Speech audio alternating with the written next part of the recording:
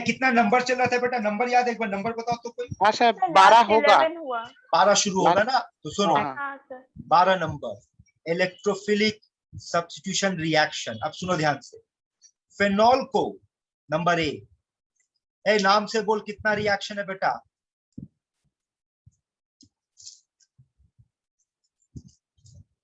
Sir halogenation है ना? हाँ। सबसे पहले ये बताओ कि ये जो OH ग्रुप होता है, यहाँ लिखते हैं OH ग्रुप जो होता है बेंजीन रिंग के ऊपर, वो कौन सा ओरिएंटिंग ग्रुप है? Ortho para orienting. Ortho para orienting group है, यही है ना? OH जो होता है वो ऑर्थो पैरा ओरिएंटिंग ग्रुप है। ठीक है, अब देखते हैं यहाँ पर।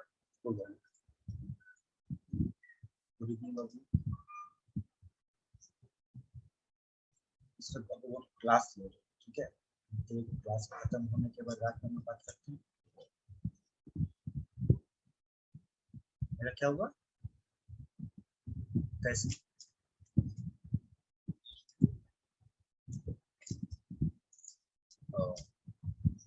ठीक है, हम बात करते हैं जब तो क्लास खत्म हो जाती है। समझ में आ रही है? यहाँ पर बोल, ऑर्थो पैरा डायरेक्टिंग ग्रुप है ये, है ना? सर। अब हैलोजिनेशन में याद कर, तो हम लोग किसका इस्तेमाल करते हैं बेसिकली? सुनना, यहाँ पर कुछ खास बात है। अगर आपको याद होगा बताओ तो हैलोजन के साथ क्या लेते हैं हम लोग यहाँ पर? बताओ, आप लोग इसीलिए तो बेटा पढ़कर आने बोले थे। बोल, अगर हैलोजिनेशन करने बैठेंगे तो हैलोजिनेशन करने के हैलोजन के अलावा और क्या लेंगे? Lewis acid. Lewis acid AlCl3 ना, याद है? हाँ सर। अब ये याद रखना कि फिनॉल के मामले में लीविस एसिड के बजाय कार्बन डाइसल्फाइड का इस्तेमाल होता है। समझना, पहली बात। दूसरी बात, यहाँ X जो होगा या तो क्लोरीन होगा बेटा या ब्रोमीन होगा, और प्रोडक्ट ऐसा बनेगा।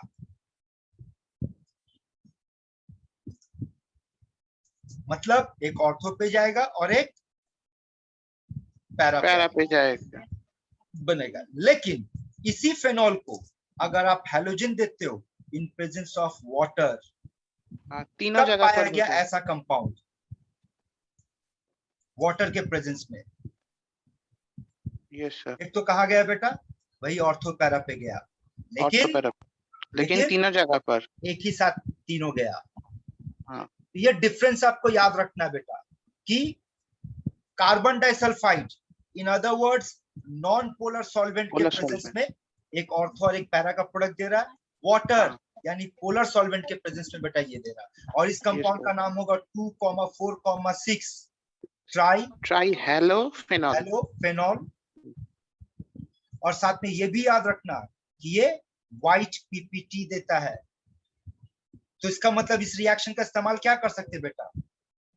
सर फेनॉल को पहचानने में। Test of phenol. ठीक है, ये हो गया बेटा आपका पहला रिएक्शन नंबर A। अब नंबर B पे आ जाओ, एल्काइलेशन।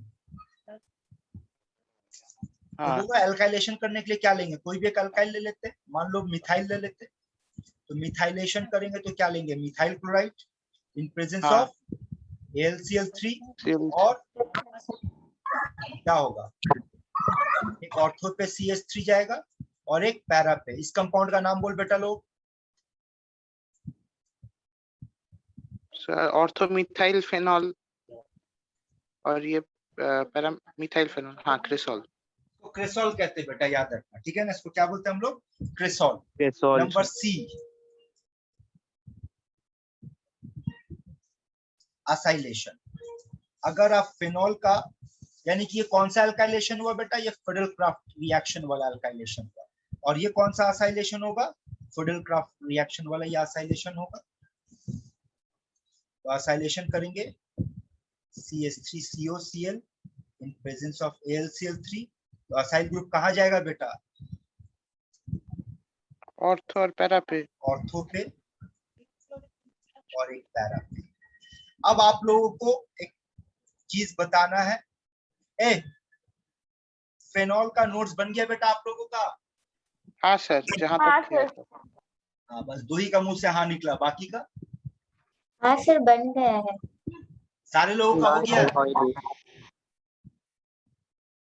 सारे लोगों का हो गया है? না স্যার, ফেনলের হয়নি এখনো নোটস। ना जल्दी बेटा करो, अभी भी आप लोग पेंडिंग। देख बेटा फिर से समझ, आप लोग कौन सा लाइफ जी रहे बेटा? अभी भी वही लाइफ जी रहे जहाँ पे टीचर का डर से और गार्जियन का मार से आप पढ़ने बैठोगे, तब तो गलत पढ़ाई करोगे। 11-12 का हायर না हाई স্যার लेवल का আসলে पढ़ाई এক্সাম गार्जियन के डर চলছে से এখন, ওই জন্য অন্যান্য সাবজেক্ট গুলো পড়তে হচ্ছে খুব। ठीक है, जितना जल्दी आप लोग कंप्लीट करो बेटा, आप लोग के लिए फायदा। देखो क्यों बताना चाह रहे हूं।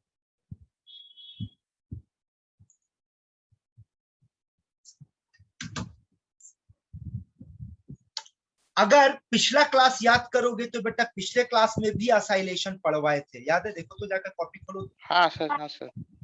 फर्क बताओ दोनों में क्या था? ये वाला जो असाइलेशन पढ़ रहे बेटा, ये फिडेलक्राफ्ट असाइलेशन है। पिछला क्लास के साथ कंपैरिजन दिखा रहे हैं, यहाँ देख, ये एनबी में लिख दे रहे हैं यहाँ पर। पिछले क्लास में आपको हम ऐसा पढ़ाए थे कि अगर फिनॉल का असाइलेशन करते हैं, बताओ तो फिडेलक्राफ्ट रिएक्शन में किसके प्रेजेंस में असाइलेशन हुआ? लिविस एसिड के प्रेजेंट। लिविस एसिड है ना, AlCl3। अगर आप बेटा बिना लिविस एसिड का इसका असाइलेशन करते हो, हाँ सर, तब तो यहाँ था ना, हाँ H हटाकर एस्टेरिफिकेशन की तरह हो जाएगा। COCH3 याद है? इस कंपाउंड का अच्छा। नाम था फिनाइल एसीटेट। Phenyl acetate. और ये पढ़ाए थे आगे चल के कि जो प्रोडक्ट बनेगा, अब अगर इसको AlCl3 दे करके हीट करोगे, अगर आप चेक करोगे तो वही प्रोडक्ट बन रहा है जो फिडेलक्राफ्ट रिएक्शन में बन रहा है। हाँ। फर्क देखो बेटा क्या है, यहाँ पर आपको 2 स्टेप में बनाना पड़ा। पहला स्टेप असाइलेशन हुआ, दूसरा स्टेप का नाम क्या था बेटा? प्राइस रीअरेंजमेंट, है ना? लेकिन अगर आप कंपेयर करोगे इसी रिएक्शन को तो देखो सेम प्रोडक्ट 1 स्टेप में, अगर हम डायरेक्ट पहले ही स्टेप में AlCl3 ले लेंगे। तो ये डिफरेंस को याद रखना कि फिनॉल का असाइलेशन एक इन एब्सेंस ऑफ AlCl3 होगा और एक इन प्रेजेंस ऑफ AlCl3 होगा। देख लो बेटा, यहां तक ओके है? आगे बढ़े। हाँ सर। बेटा স্যার এটা আমরা অ্যানহাইড্রাইডও দিতে পারতাম তো। हाँ हाँ, असाइलेशन के आप जो इस्तेमाल कर सकते हैं बेटा। ठीक है, अब आओ बात करते हैं अगला रिएक्शन। रिएक्शन नंबर सी के बाद डी पे आ गए।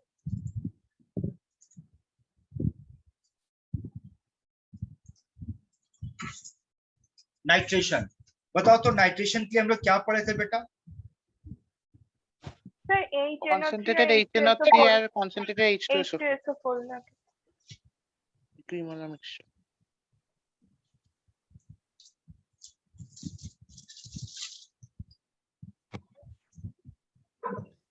टोटल नाम से हम लोग कितना रिएक्शन पढ़े बेटा? इलेक्ट्रोफिलिक सब्स्टिट्यूशन रिएक्शन 5 है ना? 5 में से कौन कौन बाकी रह गया वो बोल। सल्फोनेशन सल्फोनेशन और नाइट्रेशन। तो चलो अब नाइट्रेशन पे बात करते हैं।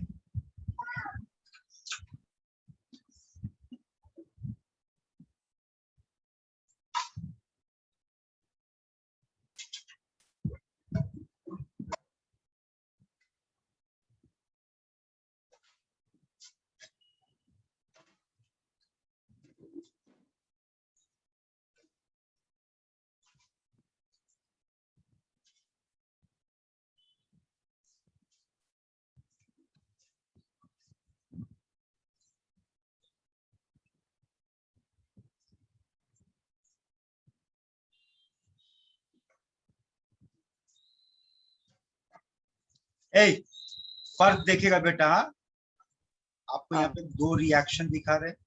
पहला देख तो कुछ समझ में आया?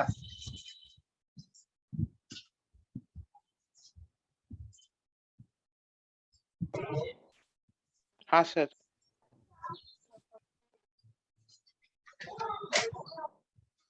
और अगर इसी को डाइल्यूट के बजाय बेटा अगर कॉन्क HNO3 के साथ ट्रीट कर दोगे पिक्रिक एसिड, तब प्रोडक्ट में आपको पिक्रिक एसिड मिलेगा। मतलब तीनों पोजीशन पे NO2 चले जाएगा। तो याद रखना कि डाइल्यूट के प्रेजेंस में अगर आप करते हो तब आपको क्या मिलने वाला बेटा? आपको मिलेगा, पैराइसोमर मिलेगा। लेकिन बेटा अगर आप क्या करोगे बोलो? कॉन्सेंट्रेटेड एथिनोसिस के साथ निक्लिक एसिड। एक सेकंड।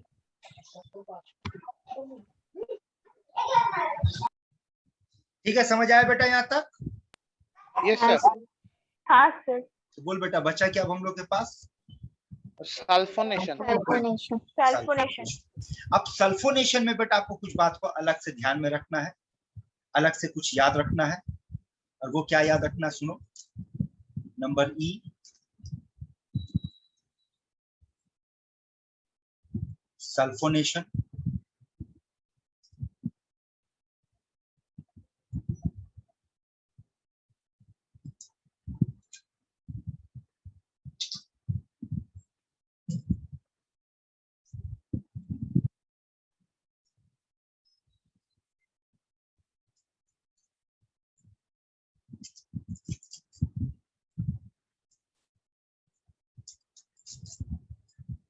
बताओ तो बेटा हम क्या बताना चाह रहे हैं यहाँ पर, समझ में आ रहा है? बोलो।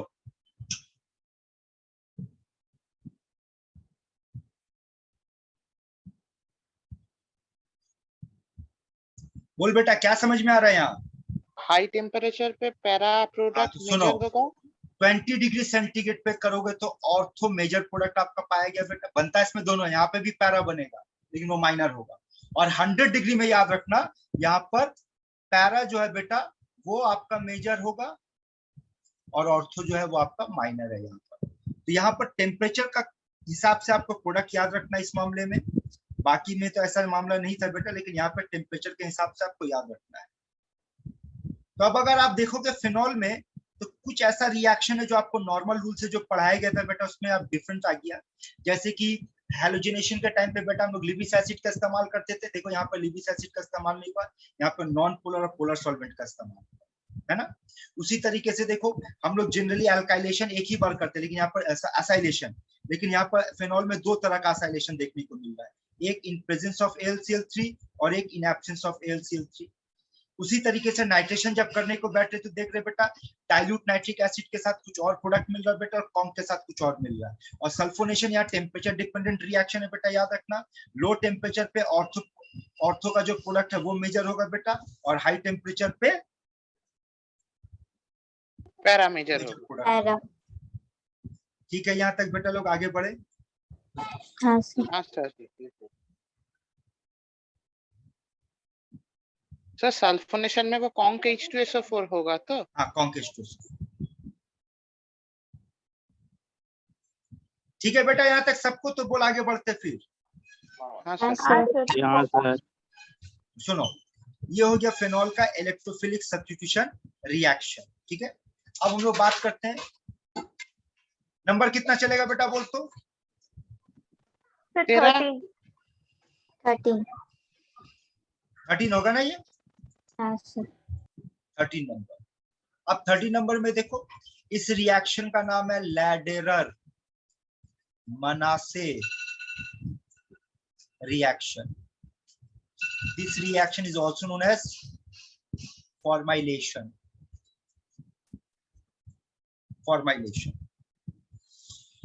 अब फॉर्माइलेशन के मामले में बेटा ये आपको ध्यान में रखना, और ये देखना है यहाँ पर कि अगर आप फिनॉल को लेते हो और फिनॉल को ट्रीट करते हो फॉर्मल्डिहाइड के साथ बेसिक मीडियम में, तो जिस तरीके से बेटा OH ortho para directing group है, तो यहाँ पे भी इलेक्ट्रोफिलिक सब्स्टिट्यूशन रिएक्शन ऑकर करेगा। और देख यहाँ पर समझ में आ रहा है क्या हुआ? अच्छा, लॉजिक यूज कर, बोल।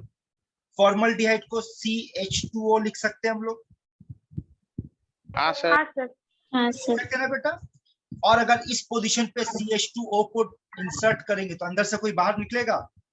हाँ, हाइड्रोजन। वो हाइड्रोजन इसको दे दे तो ये अपना जगह बना लिया। उसी तरीके से एक पैरा आइसोमर बनेगा, OH and CH2OH। ठीक है, यहाँ तक का बात?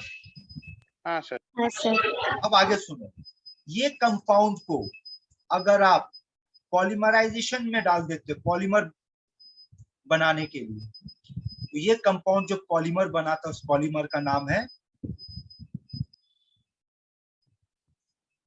बेकलाइट। पॉलीमर का नाम बेकलाइट। बेकलाइट। ठीक है। और ये जो पॉलीमर बनता है बेटा ये इन दोनों का कॉम्बिनेशन से बनता है। ये देखो इसका स्ट्रक्चर दिखा रहे पॉलीमर कैसे बनता है। राइट साइड में इसका स्ट्रक्चर देखो, ये देखो।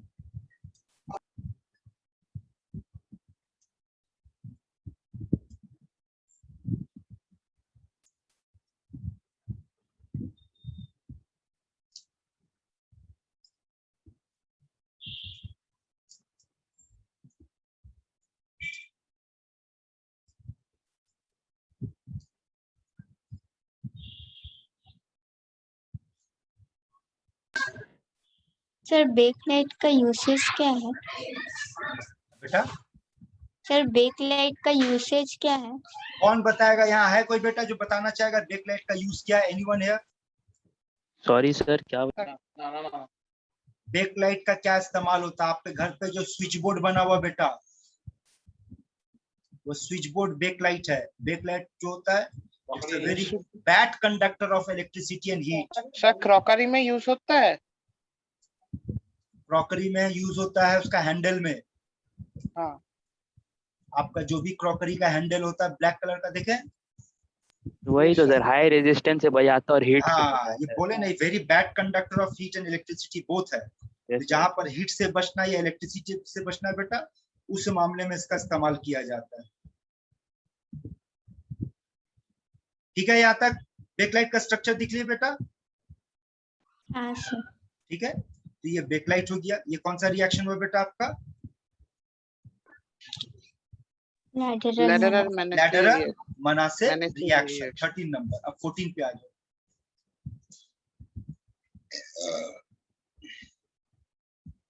14 number reaction is coupling reaction. यहाँ देखो कपलिंग रिएक्शन में क्या होता है। बोल बेटा इस कंपाउंड का नाम क्या है? Sir BTC। Diazonium Benzene chloride. diazonium chloride। Right. और ये वाला ये वाला कंपाउंड का नाम बता बेटा। Phenol sir. Sir phenol. Phenol. और रिएक्शन का टाइम बेटा pH 8 से लेकर के 9 के बीच में ये HCl निकल गया और ये आपका प्रोडक्ट बना।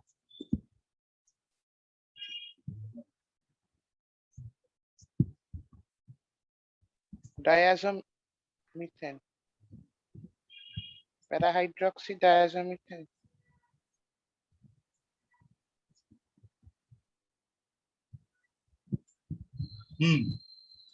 Orange colour.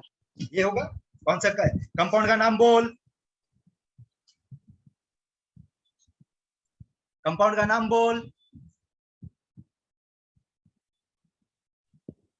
पैराहाइड्रोक्सी डायज़ो। पैराहाइड्रोक्सी पैराहाइड्रोक्सी डायज़ो क्या था? पागल। देख, इस कंपाउंड का नाम याद रखेगा। इस कंपाउंड का नाम क्या होता है बेटा? इसका नाम होता है एजो। सर पैराहाइड्रोक्सी आइसोबेंजीन। पैराहाइड्रोक्सी आइसोबेंजीन। इसका नाम क्या होगा? पैरा।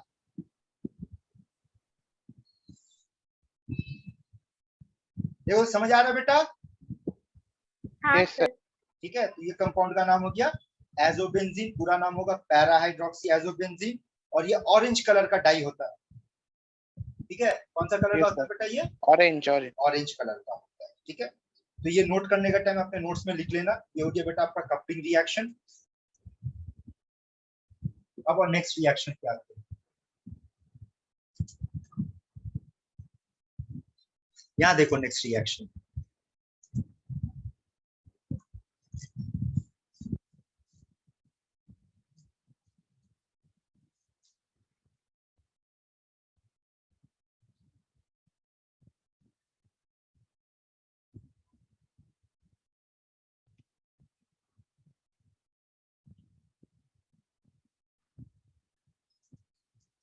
ऑक्सीडेशन में बेटा सबसे पहले जो ऑक्सीडेशन इसका नाम है एल्प्स पर सल्फेट ऑक्सीडेशन। ऑक्सीडेशन। हाँ अरे बेटा ये रिएक्शन देखो तो कहीं यस सर। क्या होता है इसमें, कौन बताएगा? স্যার ফেনল এর সাথে K2H2O8 OH দিলে ক্যাটেকল হয়, ক্যাটেকল আর কুইনল তৈরি হয়। কুইনল। और कोई ऑक्सीडेशन पढ़े हैं बेटा? हाँ सर, एयर में एक होता है क्विनॉन बनता है और फिर वो भी कोऑर्डिनेटेड कंपाउंड बनाता है फेनॉल के साथ, हाइड्रोक्सी क्विनॉन, रेड कलर का होता फिनॉल के साथ एल्केलाइन कौन सा कलर? है। रेड कलर होता है सर। कहाँ पे? वो जब क्विनॉन बनता है और क्विनॉन फिर फेनॉल के साथ एसोसिएटेड एक कंपाउंड बनाता है, वो रेड कलर का होता है।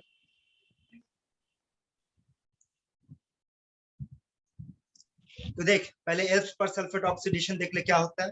इस मामले में बेटा आपको कुछ नहीं करना, सिंपल सा फेनॉल रहेगा आपके पास, समझना बेटा। और पर सल्फेट क्यों कहा जाता है बेटा इस रिएक्शन में? क्योंकि यहाँ पर सल्फ्यूरिक एसिड का सॉल्ट का इस्तेमाल करते हैं बेटा। और यहाँ जो प्रोडक्ट बनेगा एक ऑर्थो पे OH आएगा और एक पैरा पे आएगा। नाम बताओ, इन दोनों का नाम पढ़ा है आप लोगों को? कैटेकॉल और दूसरा वाला क्विनॉल। স্যার ক্যাটেকল আর इसका কুইনল। नाम है कैटेकॉल, इसका नाम है क्विनॉल। सेकंड पेज में आ रहे बेटा, आप देखिए यहाँ पर, ये काफी इंपॉर्टेंट है। ऑक्सीडेशन बाय K2Cr2O7 और एयर। देखो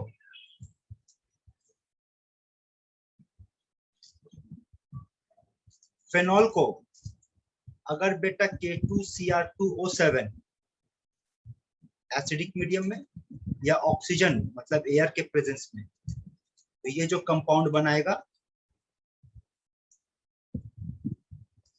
बोल इसका नाम क्विनॉन। पैराबेंजोक्विनोन। पैराबेंजोक्विनोन। यस। अब सुनो, आपके एग्जाम में क्या पूछेगा, ध्यान से सुन बेटा। एक तो ये पूछेगा कि K2Cr2O7 देने से क्या प्रोडक्ट बनेगा, ये याद रखना क्या प्रोडक्ट बनेगा।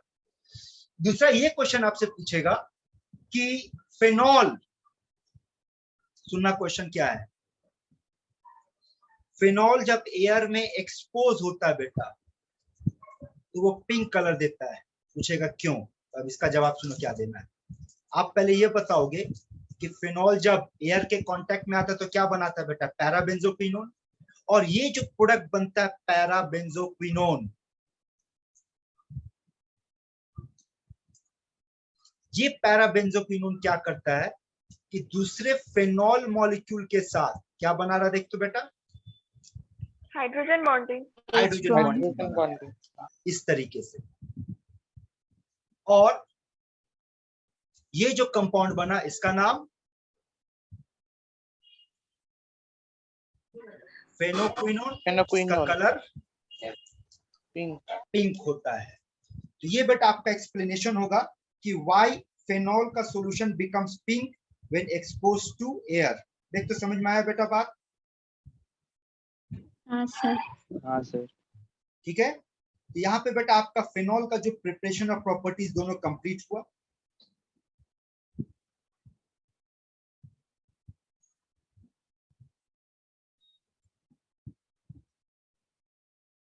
अगले क्लास में क्या करने वाले बेटा हम लोग? Physical chemistry. फिजिकल। तो अभी कोई डाउट्स है, कुछ पूछना है तो बोलो आप लोग। किसी भी बेटा बेटी का कोई भी डाउट्स है तो बोलो। স্যার এইটাতেই আমাদের বইতে পিঙ্ক और रेड লেখা ছিল, দুটোই अब হবে না? पिंक और रेड, अब देखो बाबू थोड़ा बहुत कलर का परसेप्शन वेरी करता है person to person. Okay sir.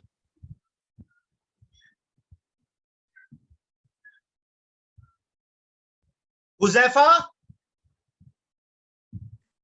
Huzaifa बेटा, जी सर। तुम बेटा अभी ज्वाइन किए हो, डिस्कनेक्ट हो गए थे? जो सर बोले तुम अभी ज्वाइन किए बेटा? सर हम थोड़ा लेट से 6:30 ज्वाइन किया सर, तो थोड़ा डिस्कनेक्ट हो गया सर।